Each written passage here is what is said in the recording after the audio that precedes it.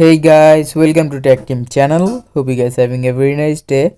In this video, I'm gonna walk through how can you remove Gmail account from Android phone. So if you want to remove a Gmail account from your Android phone, just go to your Gmail app.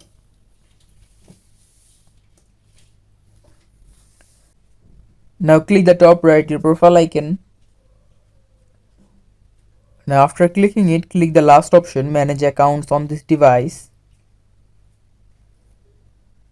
Now click on Google here.